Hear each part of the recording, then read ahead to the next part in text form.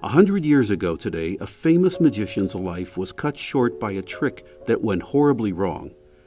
It happened at the Wood Green Empire Theatre in London. British soldiers on leave from the Western Front had crowded in to see the celebrated Chung Ling Soo, the evening's major attraction. Booked years in advance, this magician was earning the equivalent of $125,000 a week in today's money. He had built an international reputation as a master of illusion. But that night, March 23, 1918, his two biggest illusions failed spectacularly. Late in his act, he set up for his bullet-catching trick, an illusion he'd performed for over 12 years.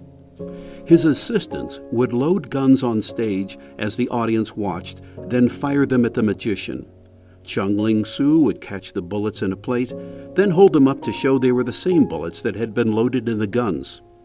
That night, though, when the assistants fired, the audience heard a double report. They were shocked to see the magician suddenly drop his plate and stagger backward. They realized the illusion had gone horribly wrong as they saw blood spreading on his robes. Chung Ling Soo collapsed to the stage and died the next day. A coroner's inquiry revealed how the trick was done and what went wrong. Normally, a live bullet was loaded in one barrel, but a blank cartridge was fired from the other. That night, though, a residue of gunpowder carelessly left in the gun caused both the blank and live rounds to fire. It wasn't the only illusion to be shattered that night on stage. For 18 years, the magician had performed in silence or spoken through a Chinese interpreter. But on the night of his death, theater-goers heard him speak English with an American accent. As Chung Ling Soo fell, he called out, "Oh my God, something's happened. Lower the curtain."